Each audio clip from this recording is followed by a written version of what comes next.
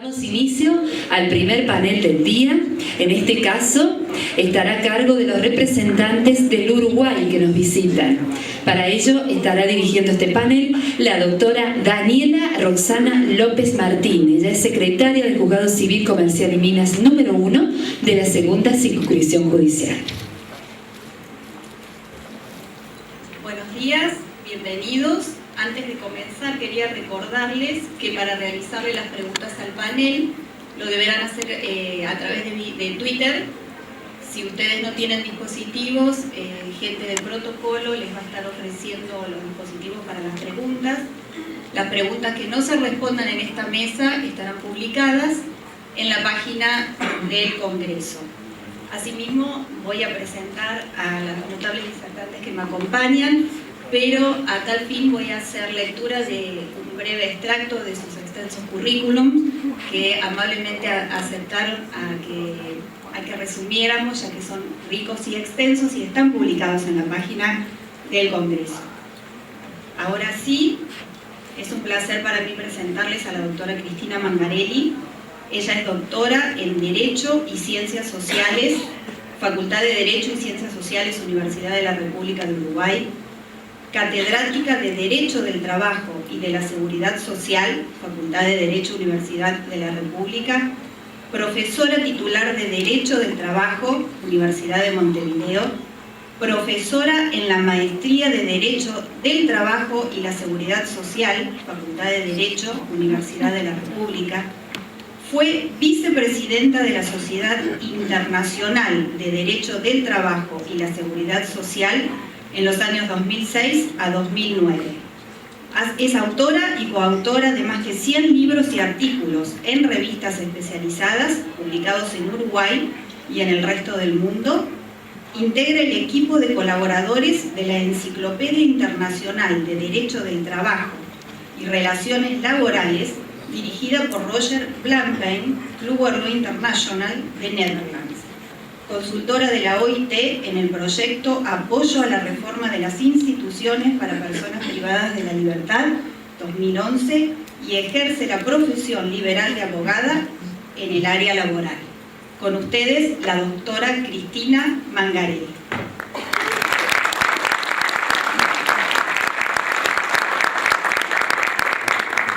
Muchas gracias, buenos días. Es un placer para mí estar con ustedes en el día de hoy. En primer lugar, agradezco a los organizadores y en especial a Olivio Costamagna, un hombre que, como vimos también el día de ayer, le gusta cambiar la realidad. Mi exposición va a referirse al proceso laboral en Uruguay.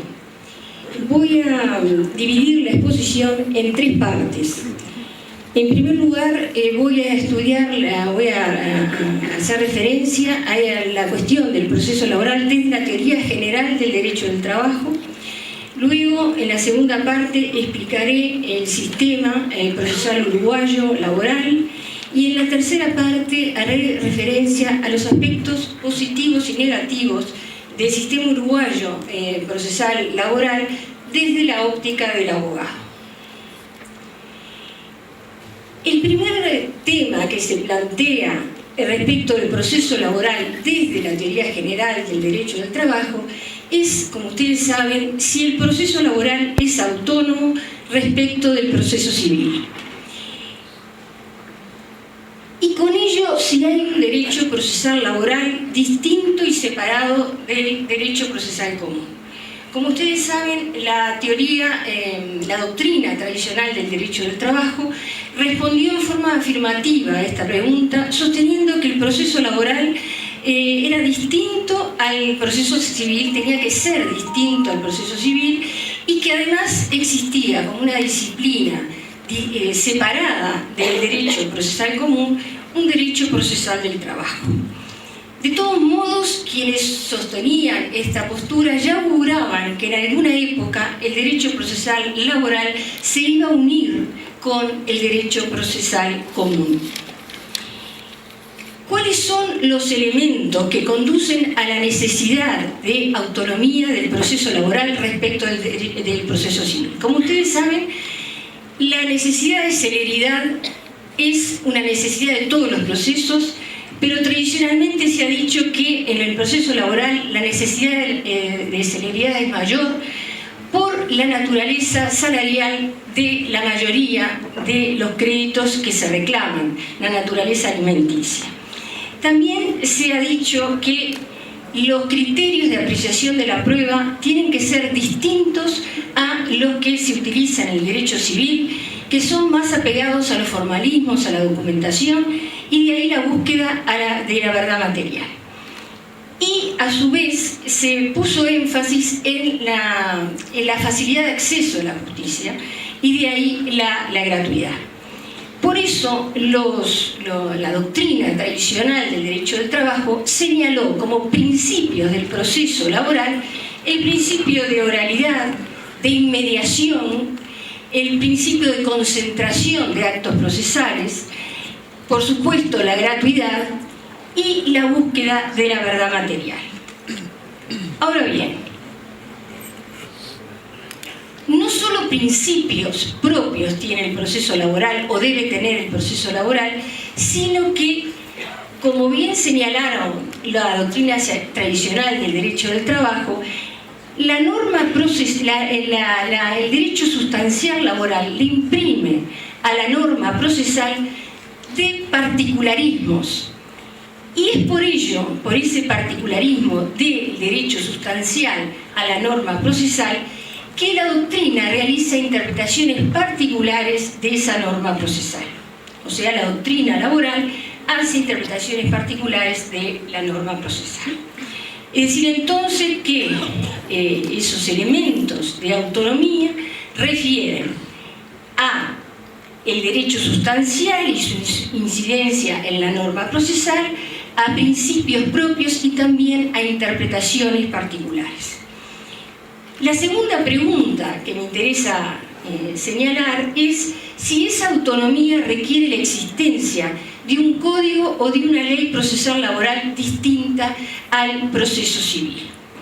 Yo creo que la respuesta a esta pregunta dependerá de la evolución que tenga en cada país el derecho procesal civil.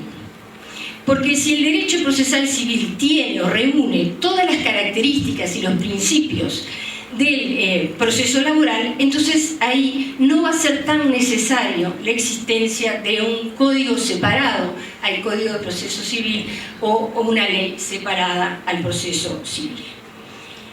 De todos modos, por lo general, el concepto de autonomía del proceso laboral, por lo general, es relativa en el sentido de que se va a recurrir a las normas procesales comunes en caso de vacío laboral, en la norma procesal.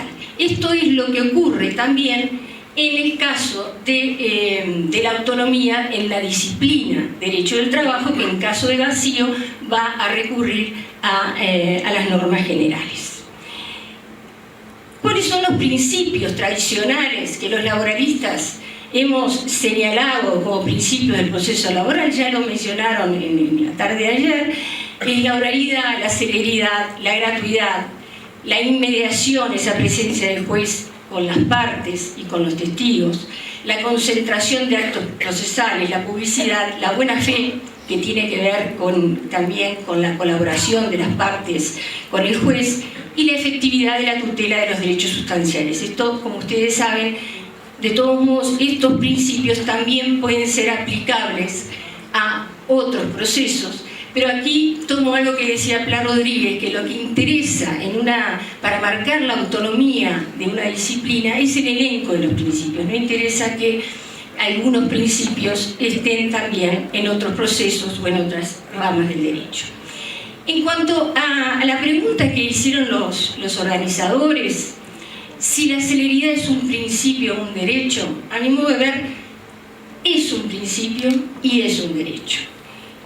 Es un principio porque así se señaló tradicionalmente, pero es un principio no solamente en el proceso laboral, sino también en el proceso civil. En el proceso civil, los procesalistas generalmente dicen que es un subprincipio del principio de economía. Y es un derecho de todo justiciable, el que los juicios sean rápidos.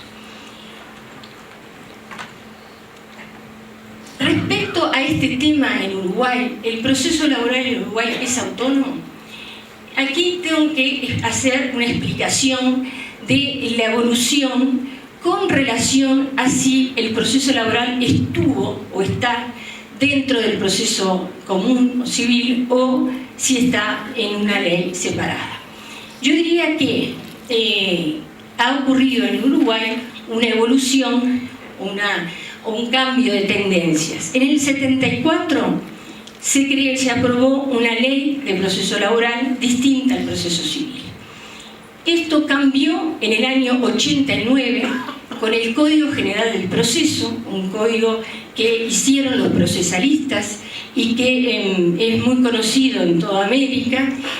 Y ahí los codificadores señalaron que los principios que los laboralistas sosteníamos, caracterizaban al proceso laboral, ellos los aplicaron a todos los procesos. Es decir, en el 89 el Código General del Proceso estableció como principio la oralidad, la inmediación, o sea, la presencia del juez en todas las audiencias, so pena de nulidad, el interrogatorio del juez a los testigos, el interrogatorio del juez a las partes, como les dije, la oralidad, la inmediación, la concentración de actos procesales, la publicidad y la buena fe.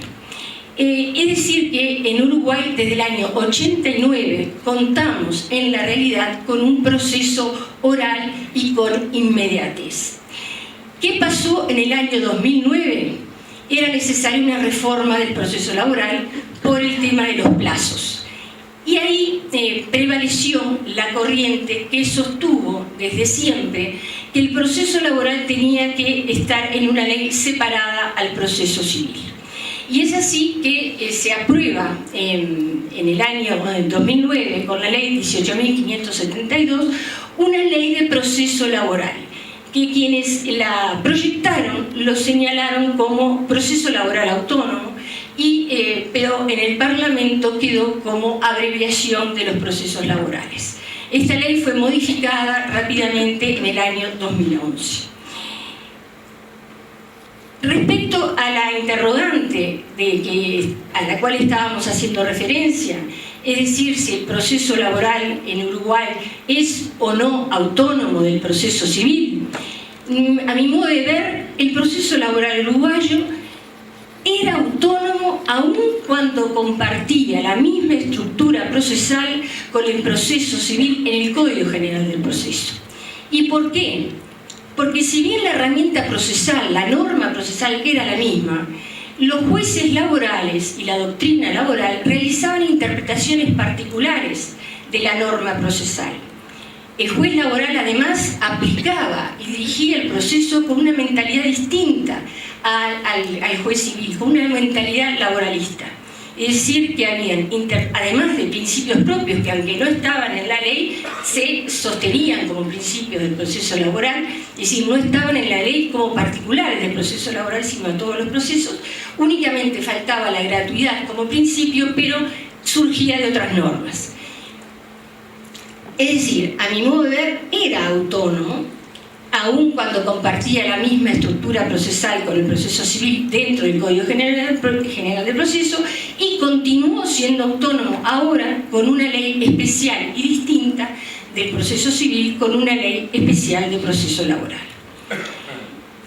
De todos modos, como adelanté, la existencia de una ley procesal distinta al proceso común no impide la aplicación en caso de vacío en la norma procesal de la norma general.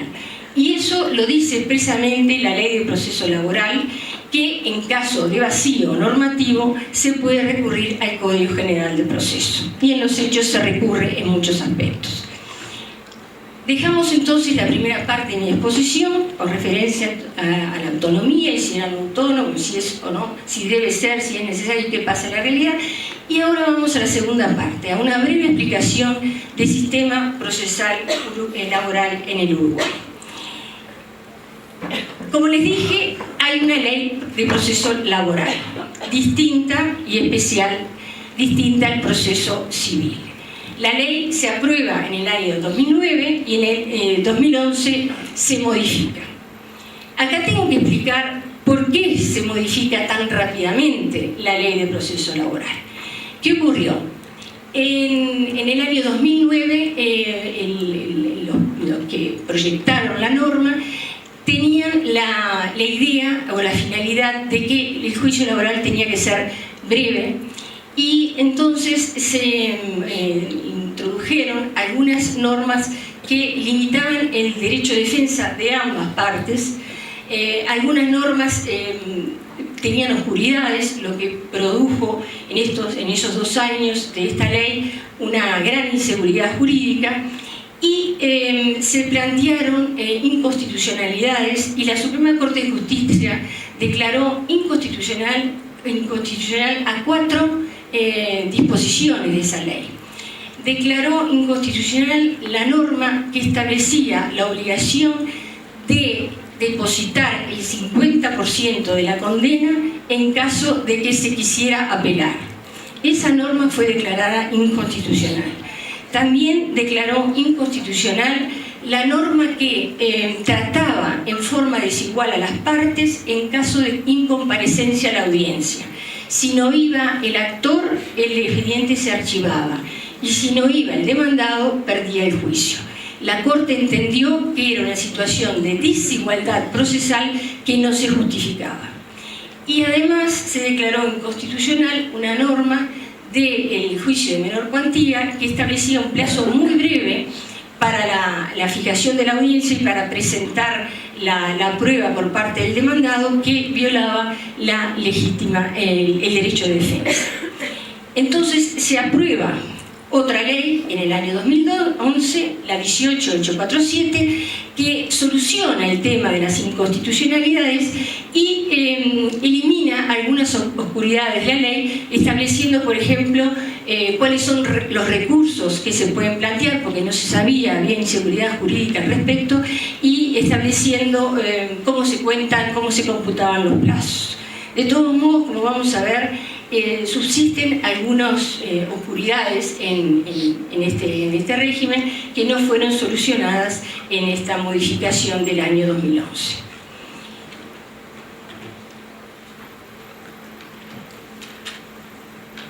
Debo señalar, de todos modos, que la reforma que se produjo en el año 2009, con las modificaciones del 2011, trajo cambios en la realidad. Fundamentalmente, los juicios laborales son más rápidos. Eso es importante.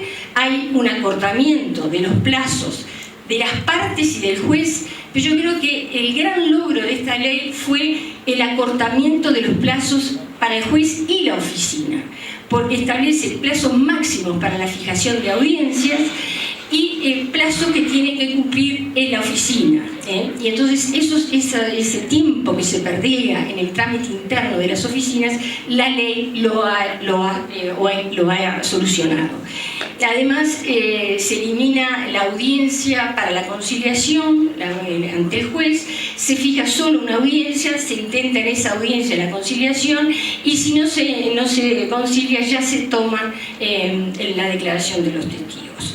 Y por supuesto que desde hace un tiempo contamos con la notificación electrónica. Esto no tiene nada que ver con la ley, pero sí ha resultado un cambio fundamental y una rapidez en los procesos. El sistema procesal uruguayo, ¿cómo es? Nos preguntaban los organizadores y nos pedían que explicáramos cómo es el sistema. Si es un sistema oral totalmente o es un sistema mixto. En realidad, el sistema procesal laboral uruguayo es un sistema mixto. La demanda y la contestación son escritas. Las audiencias son orales, con presencia del juez, como ya les dije, que interroga a las partes y a los testigos. Los alegatos pueden ser orales, pero generalmente en el proceso ordinario son escritos. Y la sentencia es escrita, la apelación y la contestación de la apelación son escritas.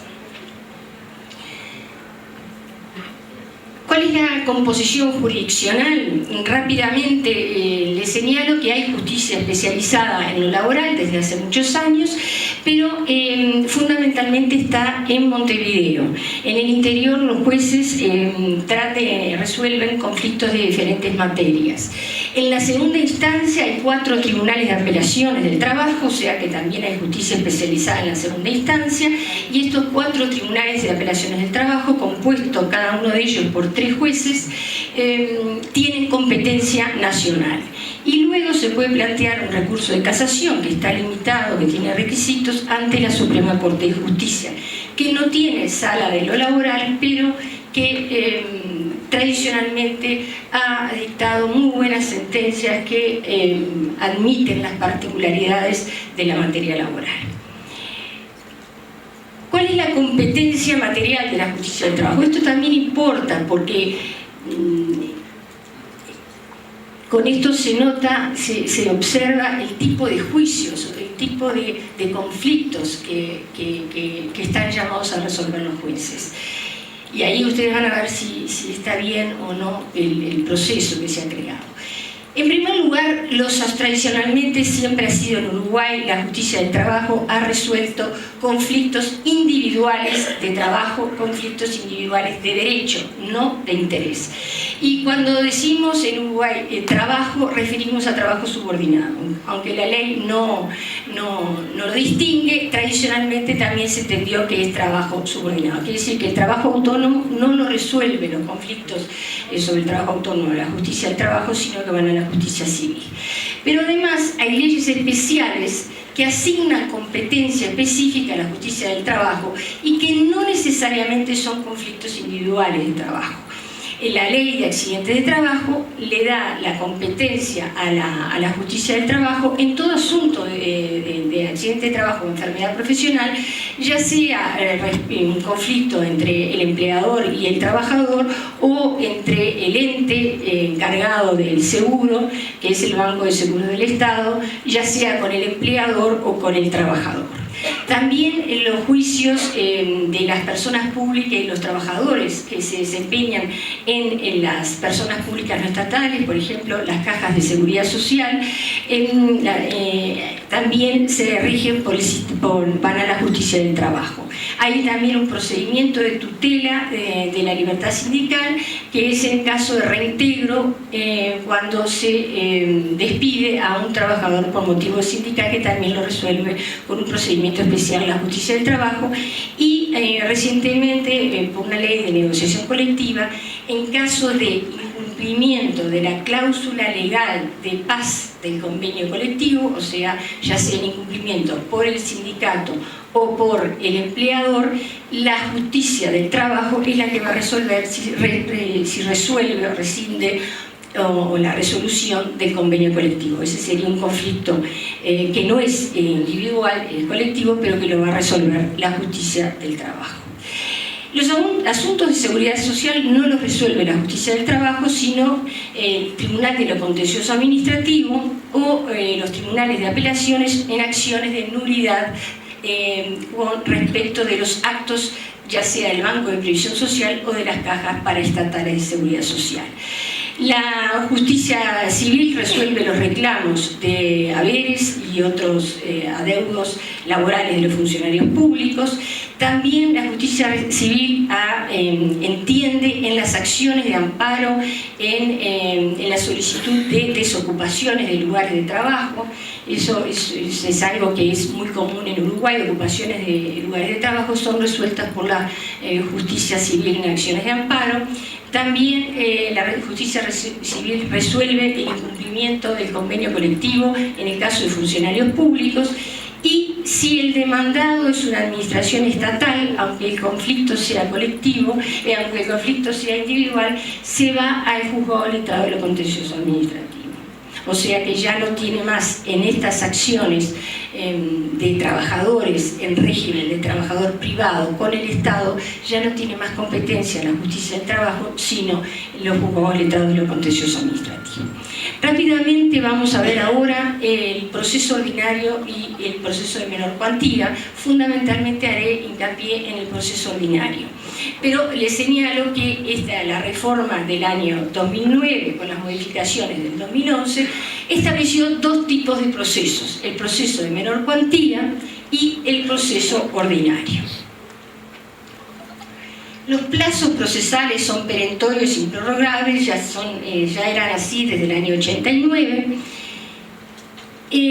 La contestación de la demanda en el proceso ordinario son 15 días. En caso de oposición de excepciones hay un traslado de las excepciones al actor por 5 días.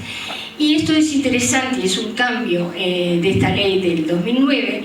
Dentro de las 48 horas de recibido el escrito de contestación de demanda o de traslado de excepciones, el tribunal debe fijar el objeto del proceso de la prueba en forma provisoria y ya ordena el diligenciamiento de la prueba ofrecida y convoca audiencia en un plazo no mayor de 60 días. Aquí ven ustedes que la propia ley establece un plazo máximo para la fijación de la audiencia y la obligación de instruir toda la prueba, salvo la declaración de los testigos, antes de la audiencia. Quiere decir que el juez ya ordena a la oficina que libren los oficios para la solicitud de informes, por ejemplo, a las oficinas públicas, y cuando llega a la audiencia ya se cuenta con toda la información de los oficios, por ejemplo.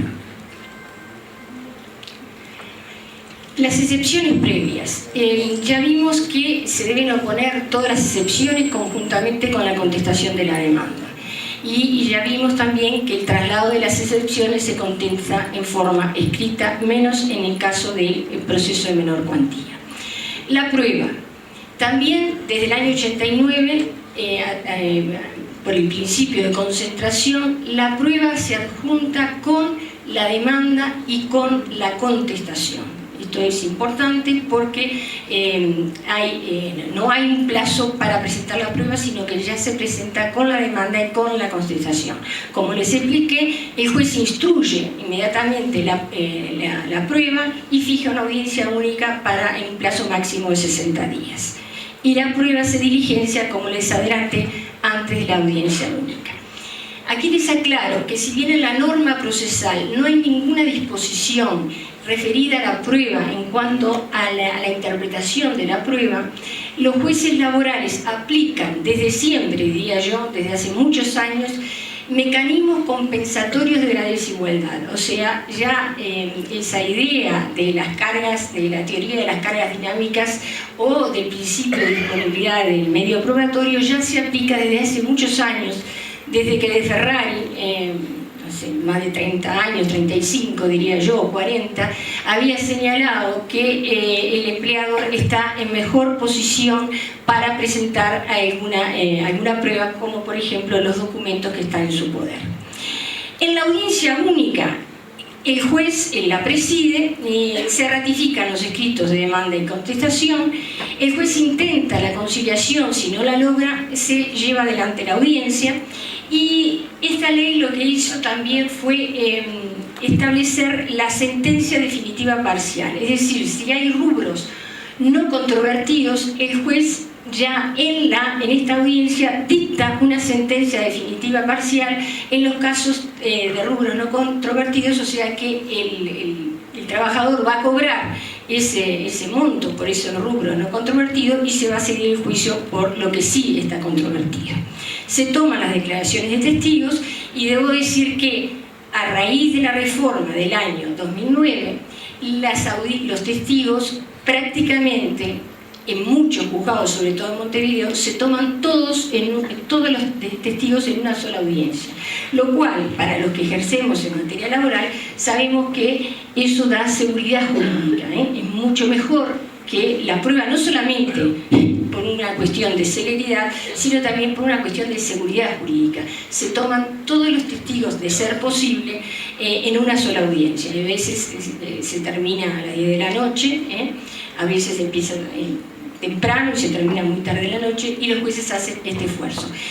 No es así en el interior del país, donde los jueces tienen muchas materias, tienen violencia doméstica, por ejemplo, y algunos también penal, y no siempre se toman todos los testigos en una sola audiencia, pero evidentemente esta ley facilitó que los jueces, aún los del interior, redujeran el número de audiencias. Yo me acuerdo que tuve hace unos años un juicio en el interior del país, tuve 10 audiencias de testigos, y ahora en el mismo juzgado, en lugar de 10 audiencias, voy a tener en otro juicio 3 audiencias.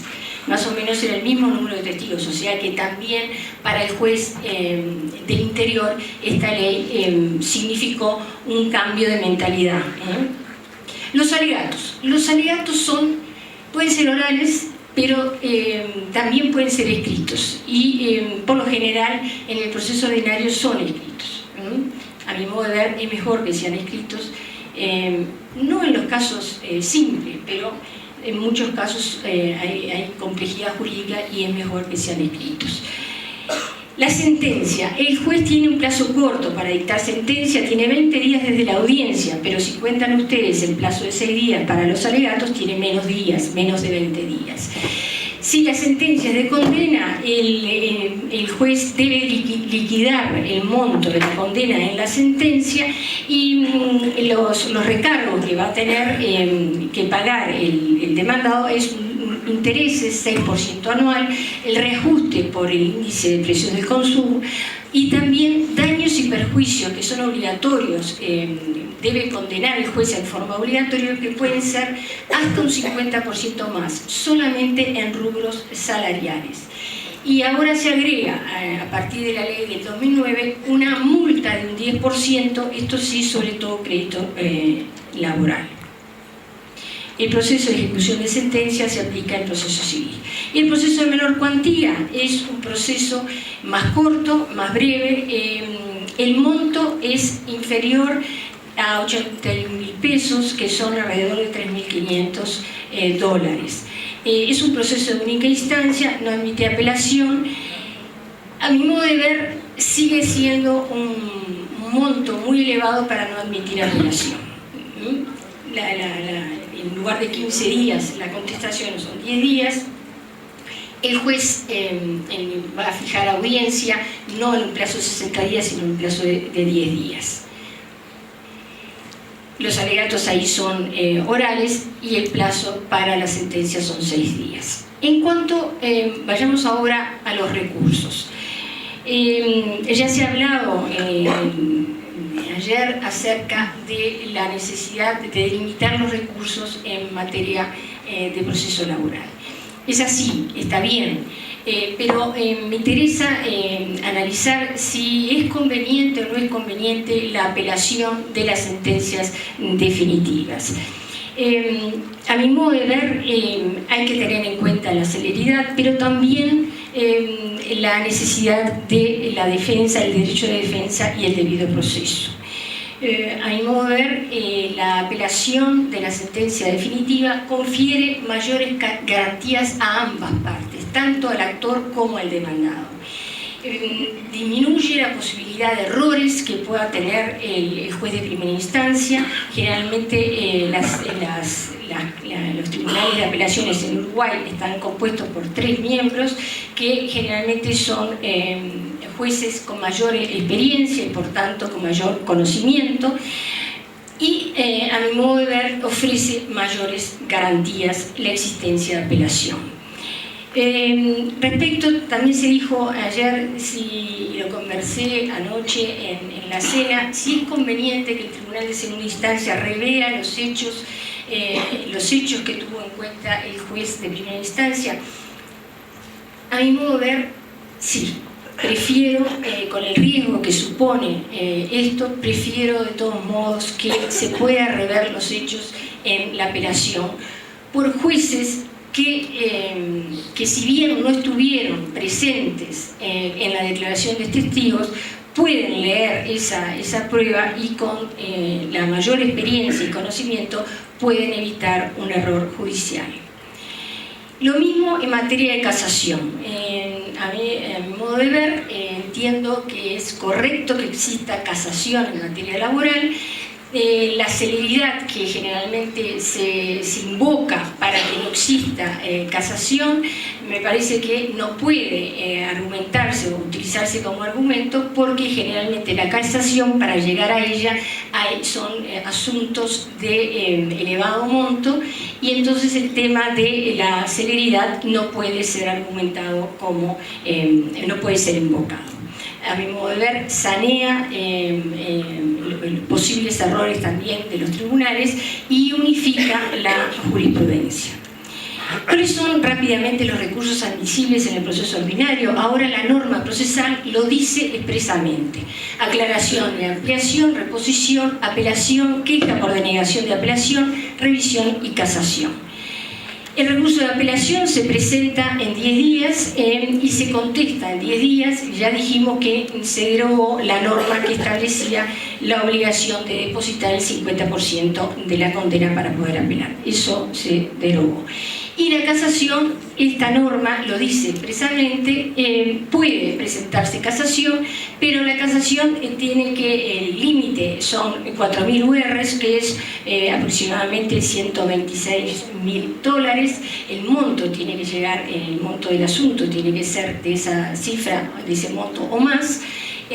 No va por cualquier razón, sino por un error, por una errónea aplicación de una norma, o sea, es una cuestión de derecho, y solamente la Corte Suprema interviene en casación en materia de prueba cuando hay un absurdo evidente.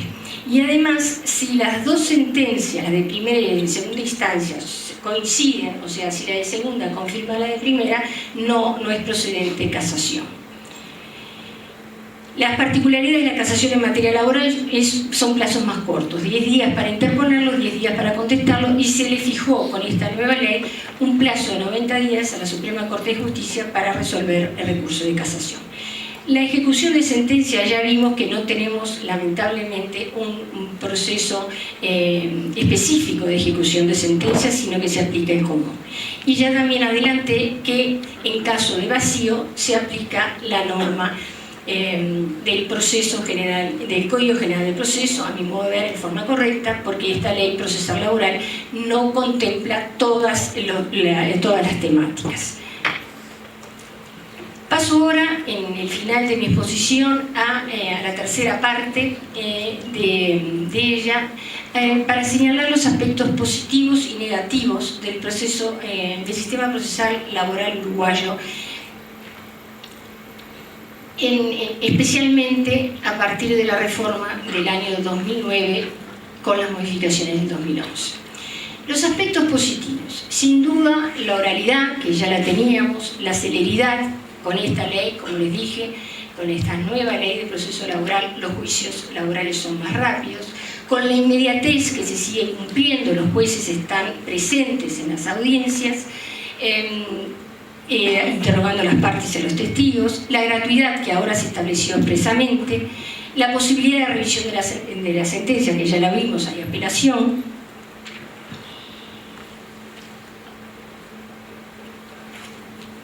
Yo diría también que los juicios, como les adelanté, son más rápidos. La notificación electrónica ha significado un gran avance. Como también les dije, las declaraciones de testigos se toman, por lo menos en Montevideo, todas en un solo día, pero también los jueces tienen flexibilidad. Si no pudo ir algún testigo y es importante para una de las partes, y el juez entiende que todavía no ha sido suficientemente instruido, admite una prórroga de audiencia para tomar a otro testigo, o incluso, si hay una pericia, para escuchar al perito. ¿Cuáles son los aspectos negativos? A mi modo de ver, la abreviación de los plazos trajo aparejado inseguridad jurídica y falta de garantías. Sin duda la sentencia es más rápida, pero me pregunto, ¿es justa? Entiendo que el proceso adolece graves carencias y equivocaciones, que todavía no fueron solucionadas con la reforma, con las modificaciones del año 2011. Algunos errores del sistema. Miren ustedes, las excepciones en el proceso laboral ordinario se resuelven con la sentencia, salvo la incompetencia por razón de territorio o cuantía. Quiere decir que si ustedes interponen una excepción de prescripción, el juez y las partes van a tener que participar del desarrollo de todo el proceso, se van a tomar las declaraciones de todos los testigos y de repente la sentencia termina señalando que operó la prescripción. Esto evidentemente es un error. Se pensó por quienes lo hicieron que esto era una forma de chicana, como decimos los uruguayos, o que se perdía tiempo entre la sentencia y la segunda instancia cuando se resolvía en la audiencia preliminar, pero a mi modo de ver claramente es una equivocación.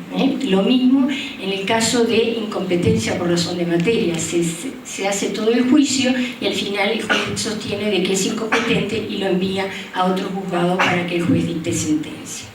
Eso evidentemente se va a tener que reformar.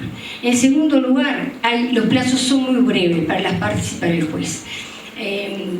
Sobre todo, yo entiendo de que son breves para el juez. El juez tiene pocos días para fallar y yo le decía el otro día a la doctora Corrales, que es miembro de uno de los tribunales de apelaciones del trabajo en mi país, que a veces los jueces se apuran para hacer la sentencia y no saben que en la propia oficina el juicio, el expediente estuvo parado de repente un mes, como me acaba de pasar a mí en Montevideo, porque estaban esperando, después que terminó el juicio, estaban esperando que la oficina central les enviara, hiciera el sorteo para saber a qué tribunal de apelaciones de trabajo debía mandarse el expediente. O sea, el expediente estuvo parado un mes, porque la oficina no mandaba el correo pidiendo el sorteo.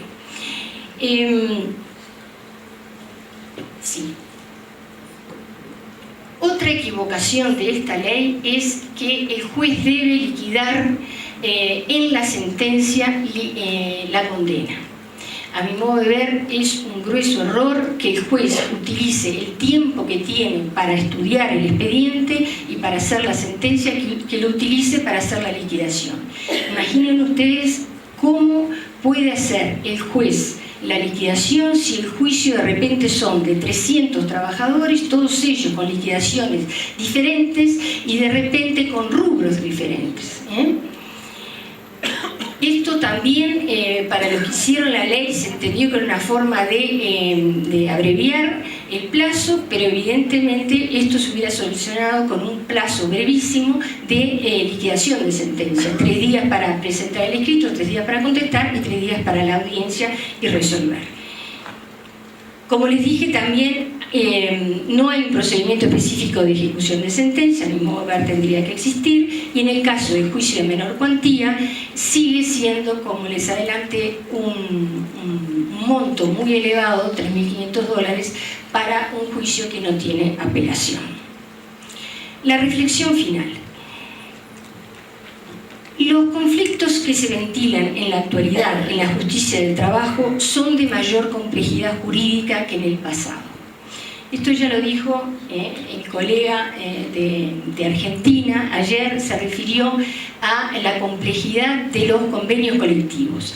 Pero también, por lo menos en Uruguay, y pienso que en todo el mundo, porque el derecho del trabajo ya no es el derecho actual, ya no es el derecho del trabajo de hace 30 años, hay mayor complejidad jurídica en los asuntos. ¿Por qué? Porque la disciplina del trabajo se vino desarrollando y con ella el aumento de los beneficios. Imaginen, ahora son muy comunes los casos de conjuntos económicos, de empleador complejo. de juicios de responsabilidad civil que se tramitan en la justicia del trabajo. Otro colega de Brasil se refirió al daño moral. En Uruguay son muchos los juicios donde se reclama daño moral, despido abusivo, asuntos de responsabilidad civil por accidentes de trabajo y enfermedades profesionales. Es decir, complejidad jurídica de los asuntos que tienen que resolver los jueces laborales.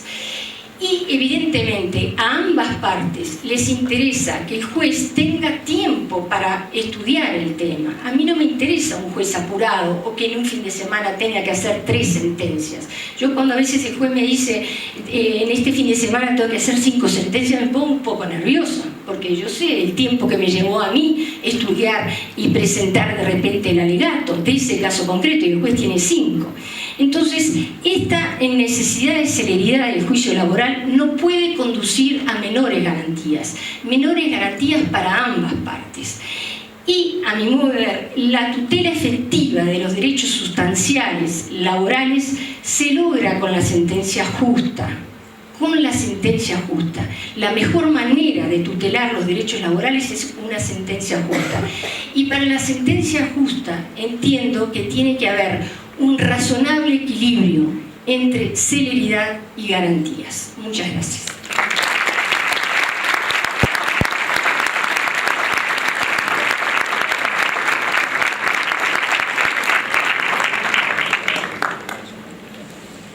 A continuación disertará la doctora Nancy Amanda Corrales García. La doctora es ministra del Tribunal de Apelaciones del Trabajo del Poder Judicial de Uruguay. Es autora de varias publicaciones desde el año 1999 a 2011. En los últimos años ha sido exponente en numerosas jornadas y congresos. Entre ellos ha sido exponente en el curso sobre Ley de Abreviación del Proceso Laboral, Salto 2010. Exponente en las 6ª Jornadas de Jueces de Trabajo de AMU en homenaje al profesor Héctor Hugo Barbagelata, septiembre de 2010 en Montevideo. Exponente en Jornada de Derecho Laboral Latinoamericano, octubre 2010, Mar del Plata, Argentina. Expositora en la Constitucionalidad de las Leyes, Cádiz, España, noviembre 2013. Entre otras actividades, ha sido integrante de la Comisión Asesora de la Suprema Corte de Justicia en la materia de trabajo, periodo 2001 al 2008.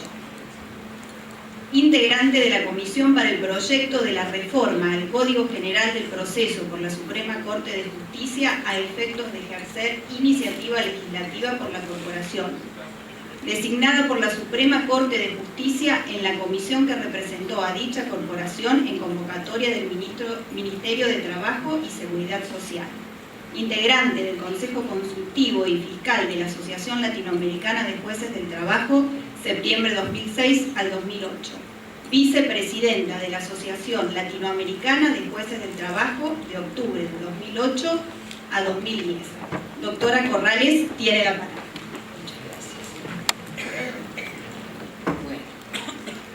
¿Micrófono? ¿Sí? Bien. Bueno, buenos días.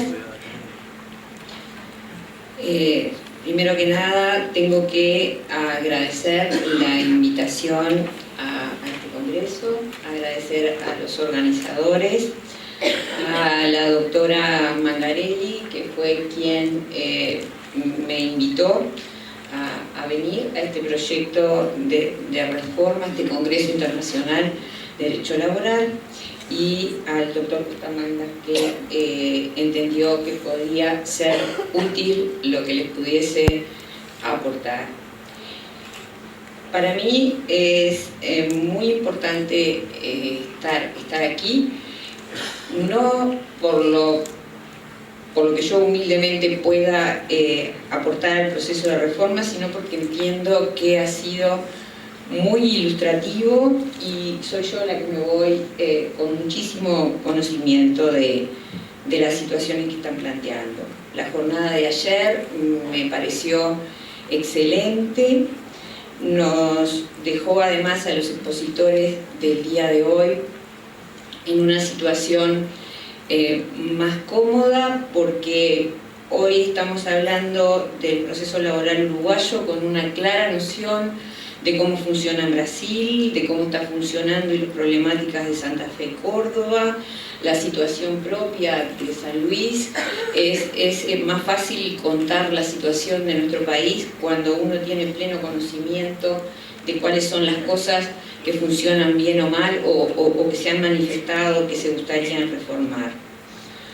También mi exposición ha ido variando según van pasando las exposiciones de los diferentes disertantes, porque hay conceptos que se van virtiendo y que entiendo que no corresponde volver a reiterar. Por eso opté por no usar un PowerPoint, que me dejara la libertad de poder ir hablando de diferentes puntos sin un orden cronológico prefijado. Ayer el concepto de oralidad fue ampliamente explicado al punto de que el representante español llegó a decir que solo en la época del derecho romano se aplicó en forma pura y que el sistema mixto es el que funciona. Bueno, este sistema mixto también es el que funciona en Uruguay. Quedó claramente qué es el concepto de inmediatez, la importancia de él, el concepto de rendimiento de la mediación, lo vimos reflejado en los conceptos de Santa Fe, lo vimos reflejado en España, la necesidad de resoluciones rápidas y, como acaba de decir la doctora Mangarelli, rápidas y eficaces. Ella habló de justicia, me parece que la eficacia también es importante. La necesidad de soluciones y beneficios para todas las partes.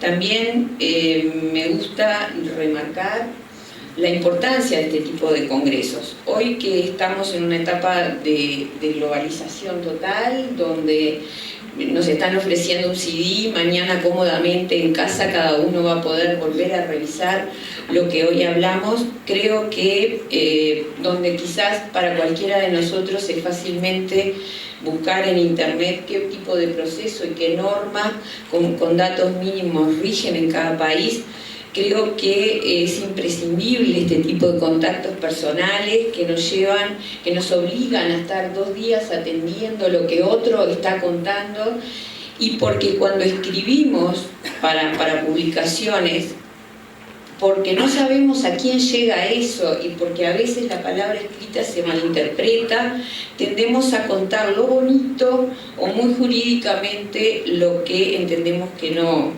es correcto. Por eso creo que el intercambio, el conversar, el cenar hablando con un ministro de la problemática nos lleva a otro tipo de análisis. Recogiendo también conceptos, la doctora Mangarelli ha hecho una excelente exposición de cuál es el sistema que rige en el derecho laboral uruguayo. Ha hecho un sistema, además ha hecho una exposición que, vista desde el punto del abogado, yo tengo que decir que es muy amplia, porque ella también entiende que hay puntos en el que la ley ha dejado al juez en una situación diferente. Pero mi exposición va, ya que ya hemos visto cómo funcionamos, qué leyes nos rigen, qué tipo de procesos. Si bien voy a tener que reiterar algún concepto de los que ella ha realizado, yo me voy a referir un poquito más al proceso que llevó a que hoy sean esas normas quienes nos regulan. Ayer también se habló, y no puedo precisar, de la importancia de la voluntad política para poder llegar a las modificaciones. Sin duda, la voluntad política es quien mueve este tipo de modificaciones. Uruguay, como dijo la doctora, tenía un proceso autónomo desde la década del 70, la ley 14.188, que frente a un código de procedimiento civil totalmente escrito, daba al proceso laboral esa inmediatez y esa rapidez que, como dijeron los procesalistas que luego crean en el año 89 el CGP, el Código General del Proceso, es un código que enorgullece al Uruguay y que toma de la ley laboral muchísimas cosas y las traslada a la norma civil y convierte en el 89 al proceso civil en un proceso mixto, pero mayormente oral. Cuando nosotros hablamos de oralidad, entendemos que la oralidad no es solamente todo el juicio hablado, que venga la demanda, la contestación, el alegato. La oralidad va de la mano con la inmediación. Creemos que la oralidad es la impresión que el juez percibe, el juez presente en la audiencia percibe de una declaración de partes, de una declaración de testigos, del conocimiento del profesional, de ver el abogado, lleva un conocimiento del abogado que dilata de aquel que es técnico, hace que se llegue a la sentencia de otro modo, y eso nosotros lo tenemos desde el año 89, cuando comenzamos a tener el mismo proceso civil y laboral. Por eso cuando hoy hablamos de que la norma se denominó Ley de Abreviación del Proceso Laboral, nos rechina porque cuando hablamos de que vamos a abreviar un proceso laboral se supone que es porque ya tenemos un proceso específico laboral. Parte la reforma y la creación de que siempre los laboralistas han entendido la necesidad, que también la doctora Mangarelli explicó, de que el proceso laboral, atento a sus características, atento a lo que se resuelve y a lo que contempla, tenga un proceso más rápido, más ágil, más célere para hacer esas resoluciones. En el Uruguay somos a quienes nos gusta el derecho y quienes ejercen la docencia muy impetuosos y muy defensores cada uno de sus ramas, y en nuestro derecho se da una importante división entre procesalistas y laboralistas. El CGP, el Código General del Proceso, fue hecho por procesalistas, y por más que digan que se inspiraron en una ley laboral, el proceso laboral, que se enorgullecía de tener su proceso autónomo, se identificó con el civil. Estamos en Uruguay en el año 2005, cambio de gobierno,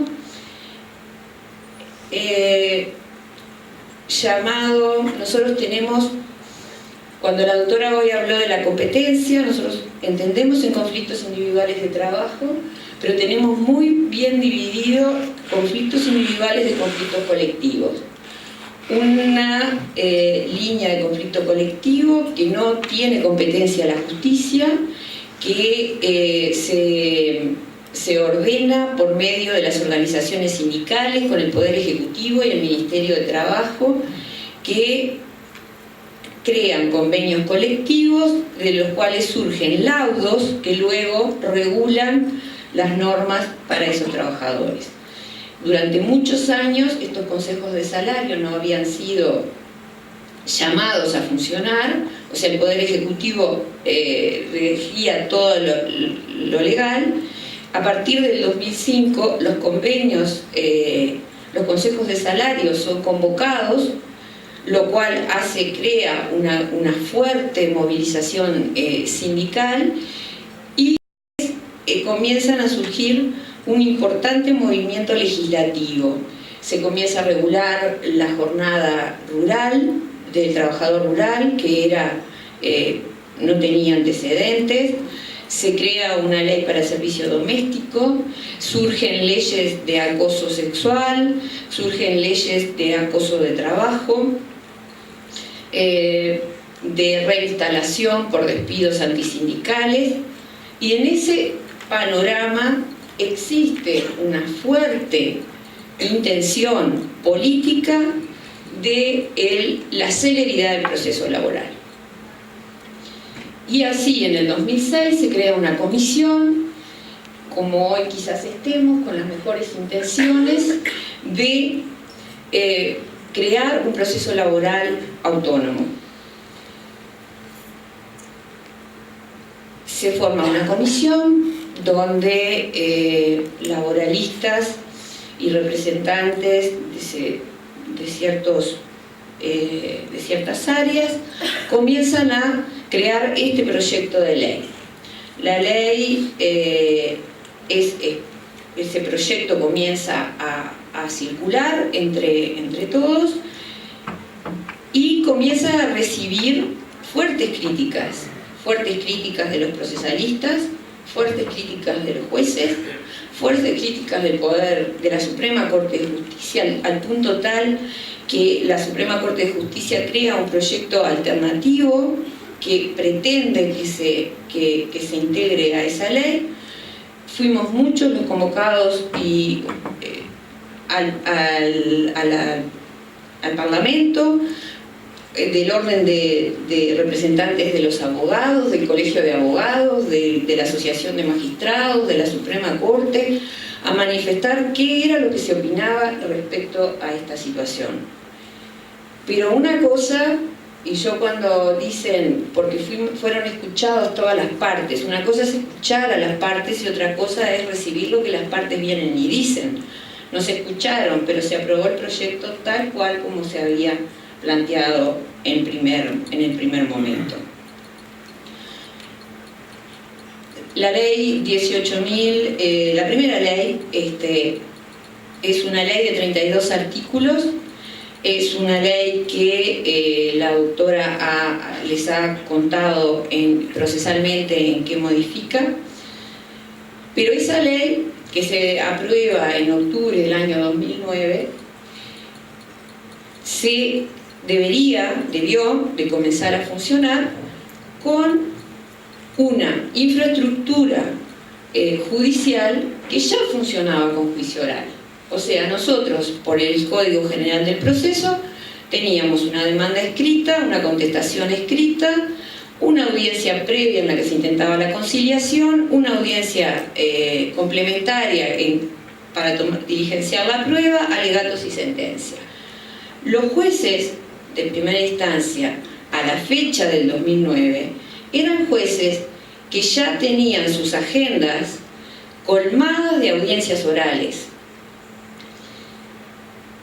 Eran jueces que ya tenían el principio de inmediación y eran jueces que dictaban sentencias, porque aparte la no presencia del magistrado en la audiencia era causa de nulidad de la audiencia, o sea, no había modo de derivar en un tercero la toma de la audiencia. Esto es sin duda fundamental para la inmediación, que sea el juez quien toma la audiencia, pero ese mismo juez que toma la audiencia es el juez que estudia el expediente para poder tomar la audiencia, es el mismo juez que despacha, que ordena, controla, aun cuando tenga un secretario, que toma 7 u 8 horas por día audiencias y que tiene que dictar sentencias y que además se supone es ser humano y debe de tener una vida. La ley acorta los plazos, pero no provee medios. Entonces, en octubre del 2009, se aprueba nuestra primera ley del proceso oral, que contada nos hace con un proceso laboral autónomo, con un proceso laboral muy célere, pero no provee de medio alguno al Poder Judicial para su aplicación.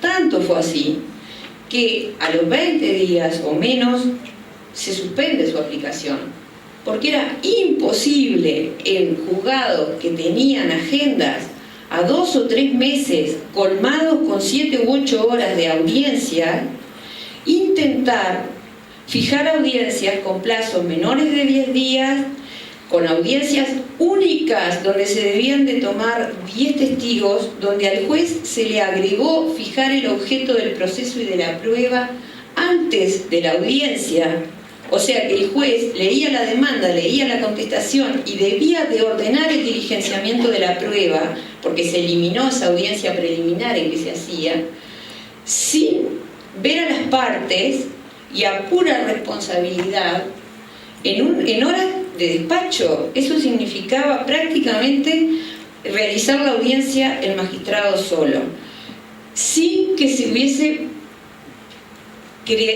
crecido la cantidad de jueces, la cantidad de técnicos, las oficinas no se capacitaron para eso, hubo que suspender la aplicación de la ley. Comienza a funcionar, comienza a regir el 1 de febrero del 2010. En la misma situación, o sea, no había variado nada. ¿Qué fue? ¿Cómo comenzó a funcionar? Los jueces, que además no solo tenemos en mente lo justo que debe de ser nuestra decisión, sino, y no lo digo de los jueces de primera instancia, no de los de segunda, sino que también son jueces de carrera. O sea, en el Uruguay nosotros comenzamos siendo jueces de paz, jueces departamentales, somos jueces del interior, luego llegamos a la capital y llegamos a los tribunales a través de ascenso, y son calificados por su trabajo y por el cumplimiento, no solo por lo que resuelven, en lo cual son independientes, sino por el cumplimiento, el acatamiento de las normas procesales. ¿Qué sucedió? Los juicios que se regían por el CGP, por el Código General del Proceso, y que tenían un plazo más amplio, fueron llevados al máximo de su plazo, o sea, juzgados que de repente fijaban audiencia para dentro de 15 o 20 días, comenzaron a fijar en los plazos máximos de 60 días para que estos juicios nuevos pudiesen fijarse en los plazos que preveían y el juez no quedara en infracción. De esta ley de 32 artículos, prácticamente 14 artículos sufrieron y tuvieron presentadas inconstitucionalidades. Si bien la Corte solamente hizo lugar a 4 artículos, todos los restantes también pasaron por proceso de inconstitucionalidad. En nuestro país la inconstitucionalidad la resuelve la Suprema Corte de Justicia y opera para el caso individual. O sea, yo tengo mi proceso, presento la inconstitucionalidad y alcanza solamente al caso en que se presentó la inconstitucionalidad, no se vuelve norma general. En poco menos de 6 meses, todos los juicios laborales que ingresaron por el nuevo proceso tenían inconstitucionalidad de algún artículo. Eso hizo que en menos de 6 meses miles de procesos laborales fueran a la Suprema Corte de Justicia, atiborraran la Suprema Corte de Justicia con inconstitucionalidades. O sea, lo que pretendió ser el adelantamiento de plazos se convirtió en un arma mortal. Cuando la Suprema Corte sacó las inconstitucionalidades y decidió que solamente iba a hacer lugar a estas 4 que la doctora mencionó, masivamente los expedientes volvieron a los juzgados, lo cual significó un desborde de la primera instancia, un desborde de la segunda instancia y una inaplicación total de la norma. Transcurren los años 2010 y 2011, 2 años para que el Parlamento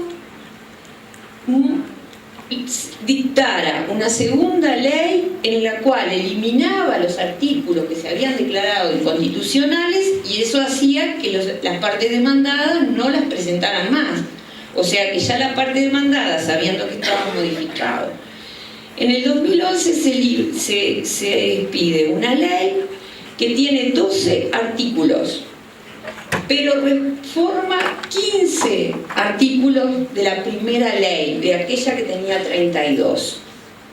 Y es así que llegamos a a este esquema procesal que la doctora nos ha contado y que nos deja con un proceso laboral, con dos leyes laborales, porque se rige por ambas, que tiene un proceso de instancia única, un proceso ordinario para las causas que superan los $3.500, en los casos de este proceso ordinario, la posibilidad de una segunda instancia y la posibilidad de llegar a casación si se dan los requisitos.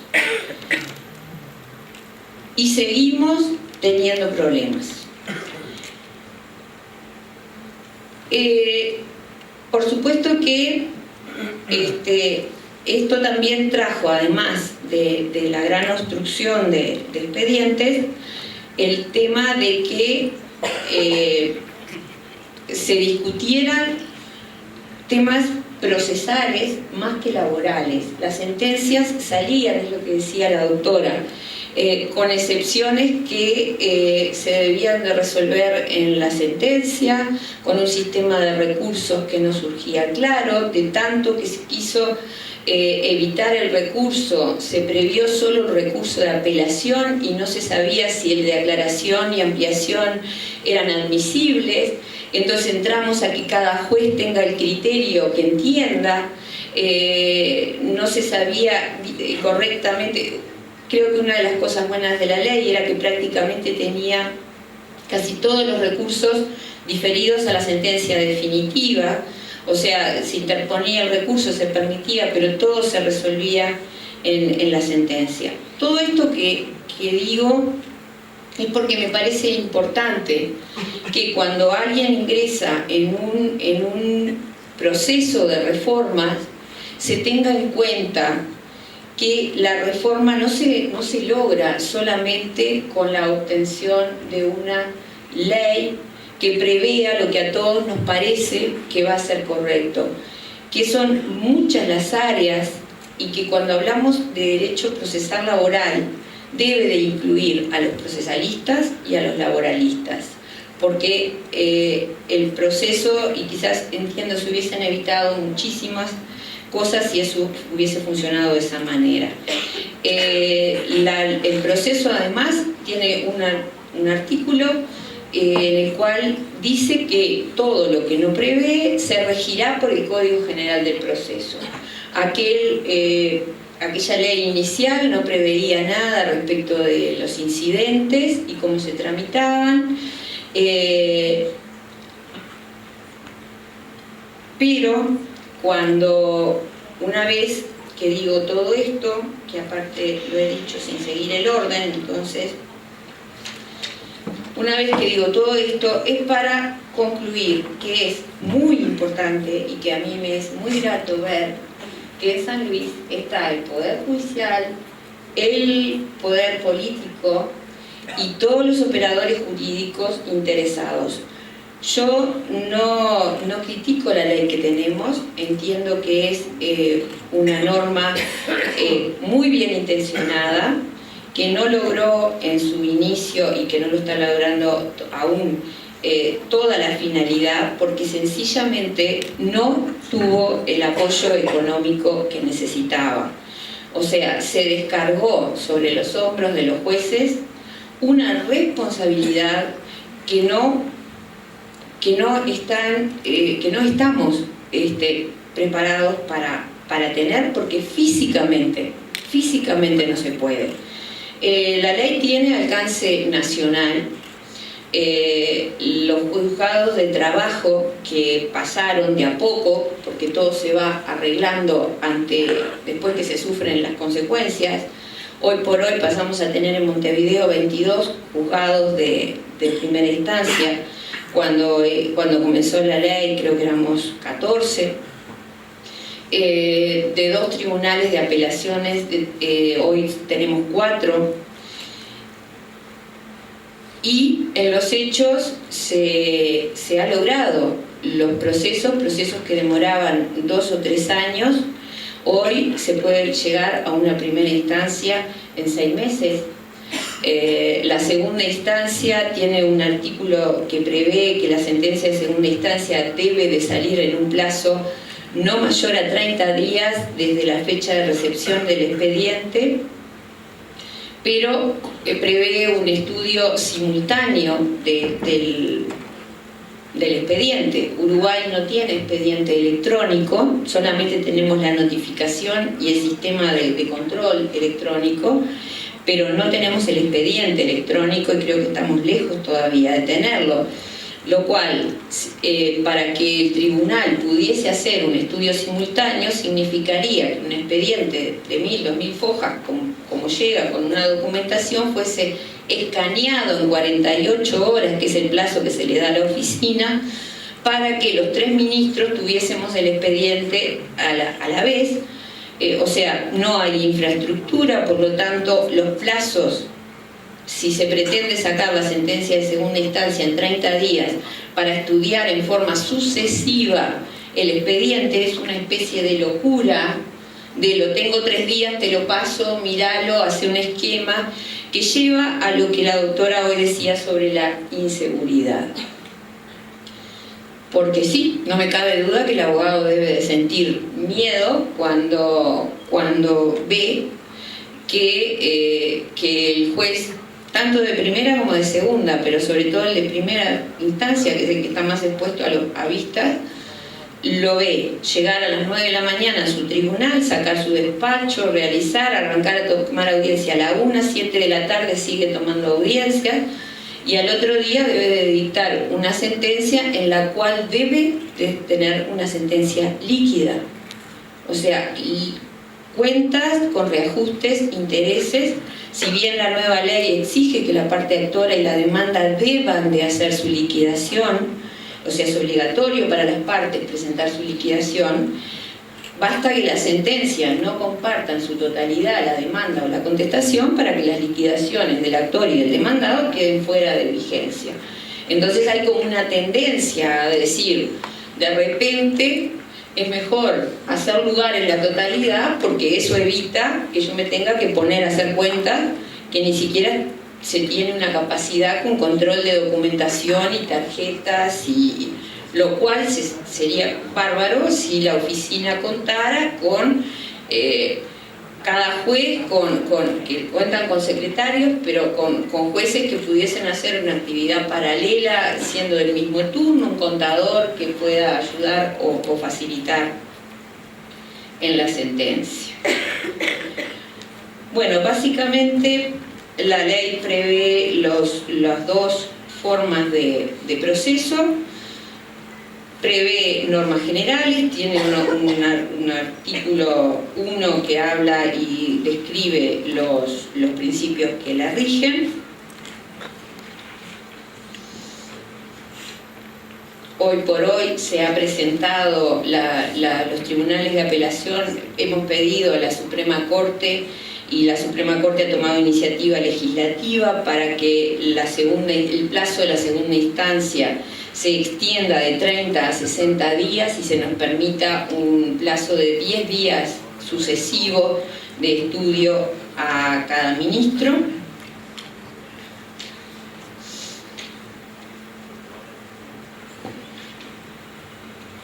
Bueno, la doctora describió detalladamente el proceso ordinario, también hizo referencia al proceso de única instancia, que en un principio no existían en el Uruguay jueces con competencia de única instancia. Entonces, cuando la ley se aprueba, a los 14, esa fue lo único que significó un cambio, se creó a los 14 juzgados de primera instancia de Montevideo, porque no nos olvidemos que en el interior del país los jueces con competencia laboral entienden también en materia civil y en algunos casos hasta en materia de familia.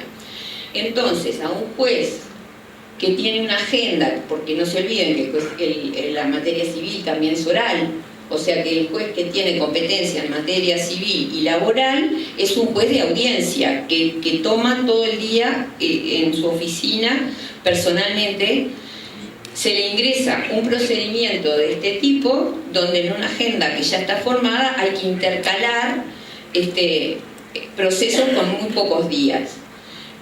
Olvidé decirles que además, como la doctora también dijo, los jueces entendemos en conflictos individuales de trabajo, pero estos procesos, estas reformas, estas nuevas leyes, la de reinstalación del trabajador despedido por causa antisindical, la del acoso sexual, la del moving o el acoso laboral, prevén o refieren como procesos a seguir, se refieren a lo que nosotros llamamos el proceso de amparo, que es todavía más rápido, más corto que estos procesos laborales. O sea que aún un juez que tenga toda su agenda señalada para la materia civil y laboral, si le ingresa una acción de amparo, tiene que suspender y fijar en 3 días una audiencia para este tipo de situaciones con urgencia. Pero como les decía, porque me voy, se crean 3 juzgados, se crea en Montevideo, solo para Montevideo, el interior, Tierra Ajena, 3 juzgados con jueces con competencia de única instancia. Y ahí se crea una pregunta: ¿quiénes van a ir a los juzgados de única instancia? Porque nosotros venimos de donde uno de los artículos en los cuales se pidió la inconstitucionalidad era que iba a existir procesos con única instancia, cuando estábamos acostumbrados a que la segunda instancia es la garantía del proceso.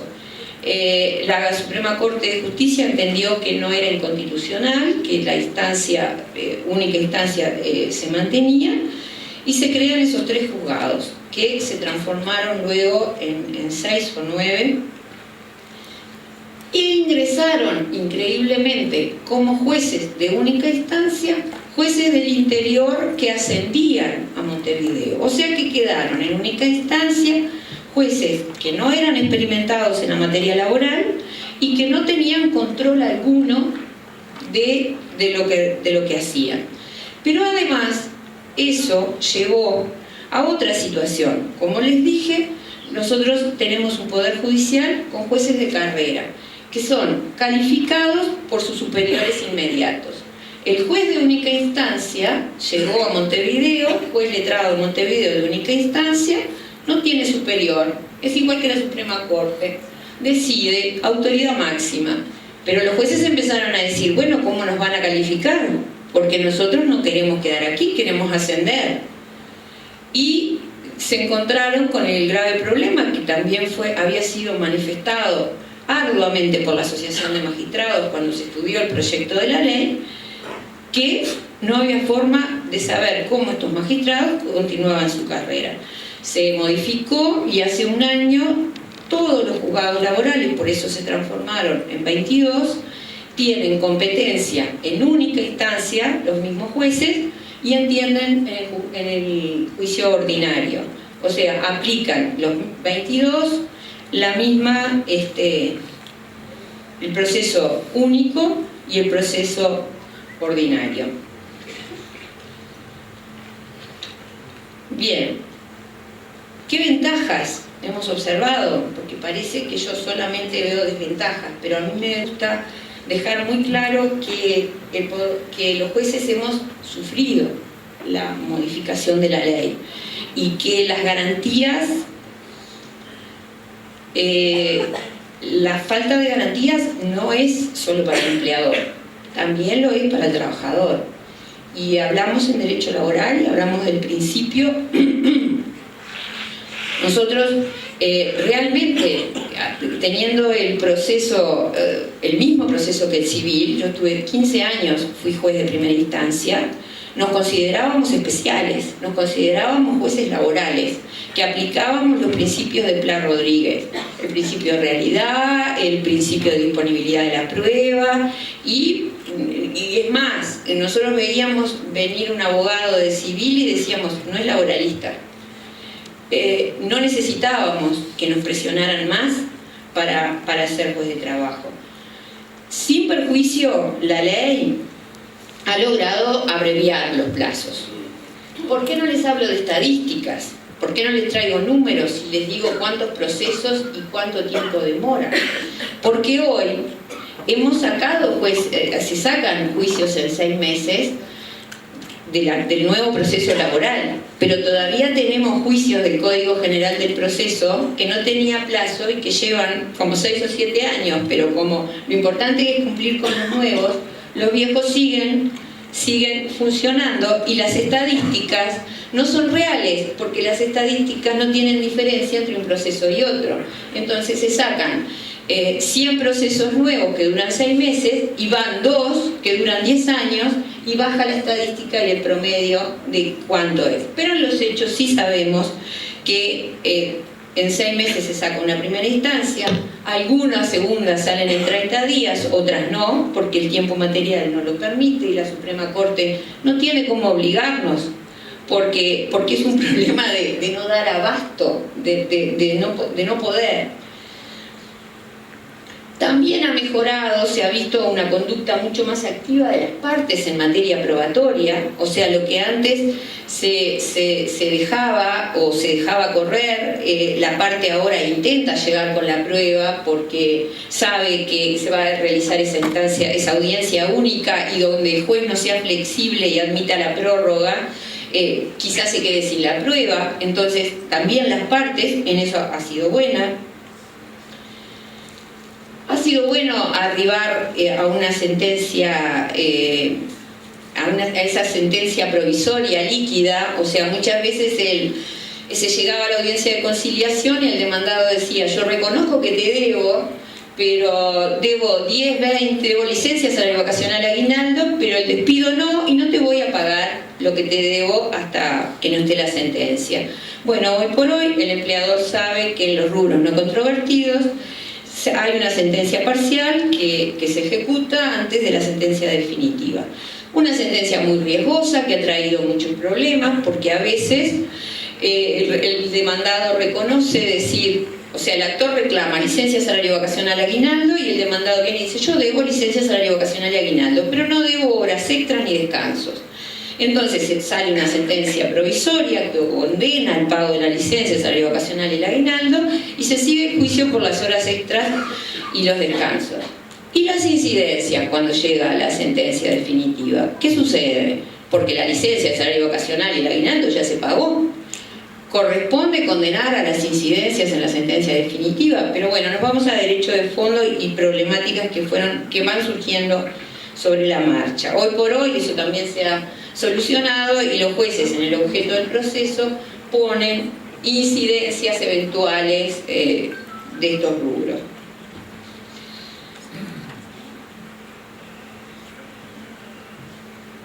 Bueno, muchas cosas que la ley no prevé, lo fue marcando la jurisprudencia. Los abogados lo sufrieron. La primera ley preveía 5 días para presentar los recursos de apelación.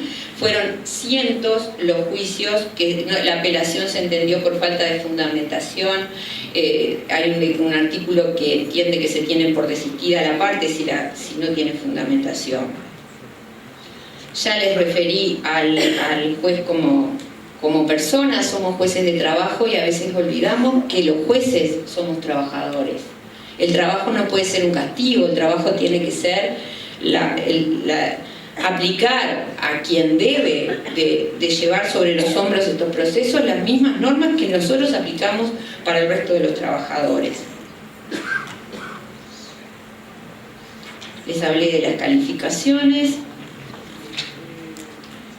Finalizando ya el tiempo, solo decirles que a mi criterio ha quedado muy claro que la celeridad no se obtiene mediante la simple reducción de plazos, que en pos de una pretensa autonomía la ley se divorcia de pautas, principios y soluciones que en mucho ayudaban a una correcta interpretación. Es incomprensible la imprevisión organizativa al momento de su entrada en vigencia.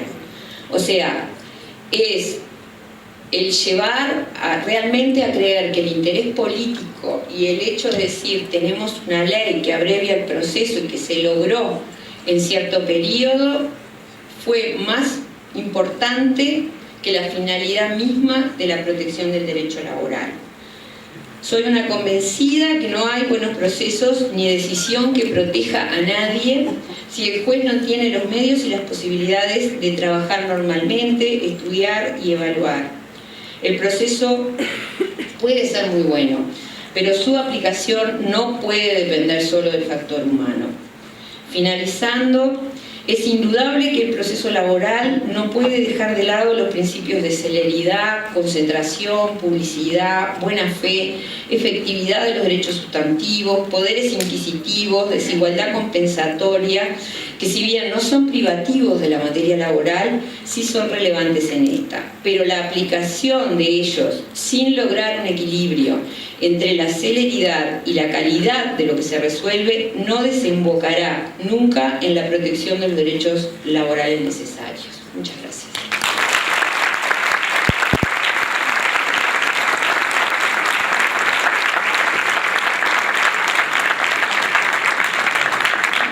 Daremos inicio al debate. Por cuestiones de organización y de tiempo, la mesa solo responderá algunas de las preguntas. De todas formas, todas estarán respondidas y las podrán encontrar en la página del Congreso. Dicho esto, comienzo con la primera pregunta. La pregunta para la mesa. ¿Cuál fue la integración de la Comisión Reformadora y en el ámbito de qué poder del Estado funcionó? Bueno, la comisión, nosotros teníamos, como dije, una fuerte corriente laboralista doctrinaria que funcionaba con personas como La Rodríguez, Barbarata, el doctor Armidas, Artur, que eran un poco los pioneros en cuanto a la necesidad. En ese mismo tiempo, por eso tengo que aclarar, el Código General del Proceso sufrió también una modificación luego de los 10 años, tratando de actualizarlo porque también había tenido algún problema de funcionamiento. Cuando se comenzó a realizar el proyecto de modificación del Código General del Proceso, el Instituto de Derecho Laboral, la asociación, los docentes pretendieron que en ese proyecto también se incluyera en un artículo 350 que refiere a una situación laboral, este proceso autónomo, cosa que no prosperó. Y entonces la formaban destacados laboralistas,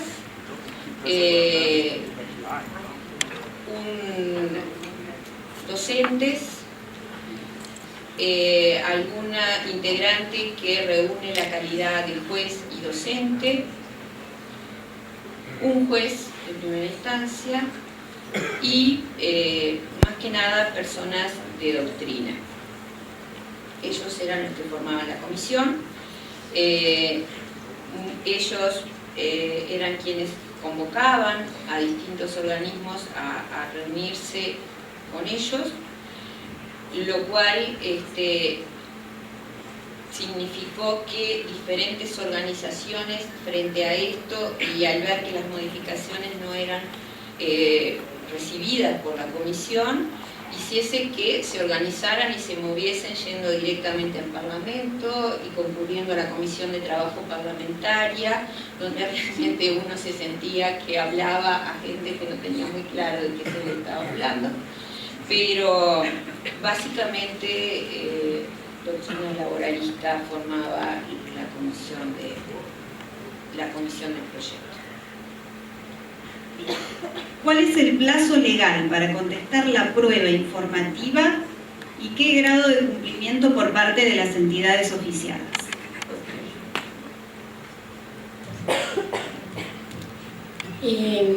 Los oficios generalmente señalan que tiene que estar pronta esa prueba para antes de la audiencia.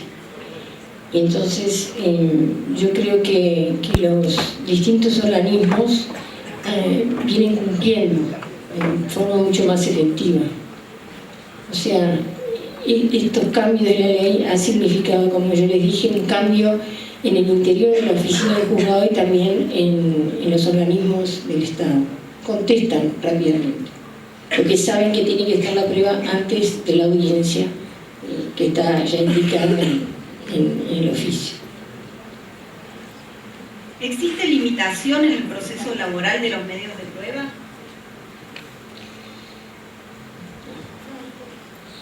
No.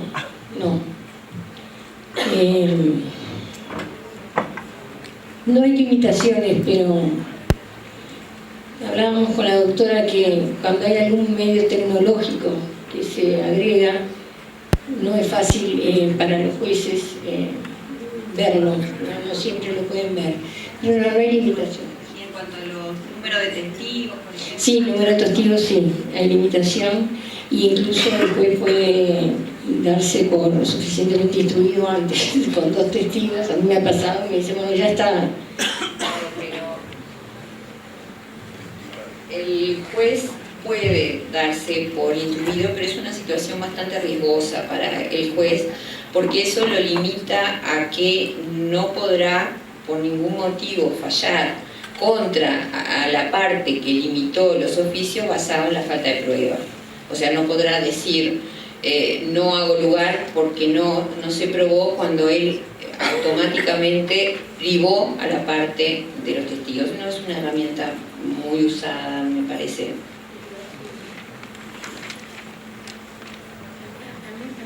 Recientemente en juicio en el interior laboral. No, pero no digo que no lo hagan. Sí. Me dijo, ese tema ya está.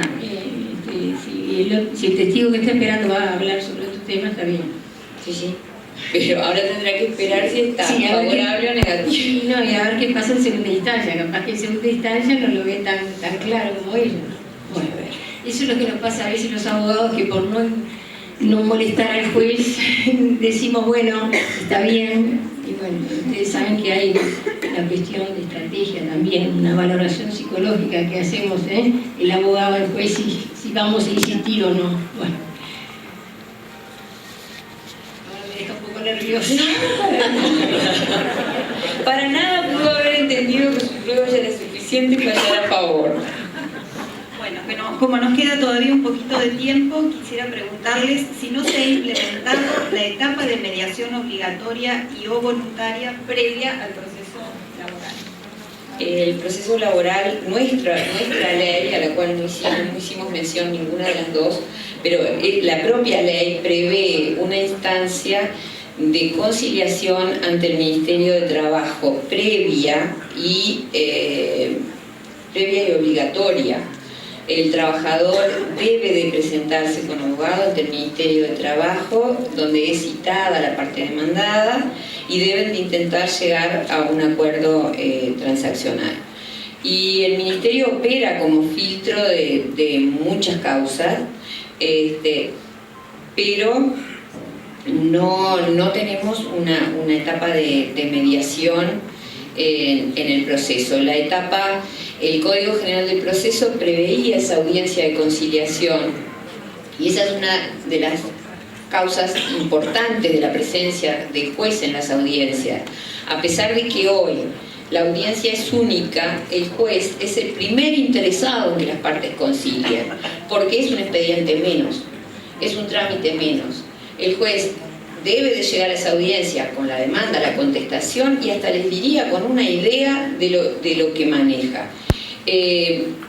Más que nada, el juez tiene como límite para esa conciliación que no puede prejuzgar. Si una de las partes entiende que el juez dio a entender qué es lo que va a resolver para que transen, puede recusar al magistrado diciendo que existió prejuzgamiento. Pero no tenemos mediación en el proceso laboral. Ese es otro de mis críticas a quienes proyectaron esta reforma, porque una de las ideas de esta comisión era de que la conciliación favorece al empleador y no al trabajador. Y uno, si estudia la doctrina doctrina tradicional de derecho del trabajo. Eso no es así. Siempre se entendió que la conciliación era buena para ambas partes. Evidentemente la conciliación asistía de abogados, no estamos hablando de conciliación sin abogados. Entonces, a mí me parece que esta reforma no privilegia la conciliación porque elimina la audiencia donde el juez lo único que hacía era intentar la conciliación. Ahora eso se hace todo en una sola audiencia. Entonces, como yo le contaba a la doctora, no digo que no sea imposible llegar a un acuerdo, pero después que los abogados trajeron a todos los testigos a la audiencia y están esperando afuera, es mucho más difícil llegar a la conciliación porque el esfuerzo ya está hecho. Se hace, pero y dependerá también del juez del esfuerzo que haga, pero me parece que es más difícil. Yo hubiera preferido con cortos plazos, pero 2 audiencias. De esta manera finaliza la mesa de debate. Quiero agradecer especialmente a las doctoras Mangarelli y Corrales. Muchísimas gracias a todos los asistentes y ha sido un placer compartir con ustedes. De esta forma finaliza el primer panel de la jornada. Le vamos a pedir a los panelistas permanecer en el escenario, así procedemos a la entrega de certificados. En primer lugar, entregará su certificado y presentes a la doctora Cristina Mangarelli, que es representante de Uruguay, el doctor Olivio Costamaña, quien es presidente de la Fundación Iberoamericana de Estudios Laborales y Sociales de Córdoba.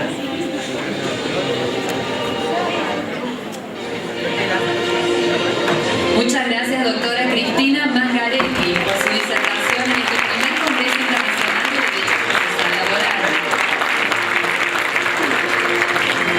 En segundo lugar, convoco al doctor Florencio Damián Rubio, ministro del Superior Tribunal de Justicia, quien hará entrega de certificado y presente a la doctora Nancy Corrales.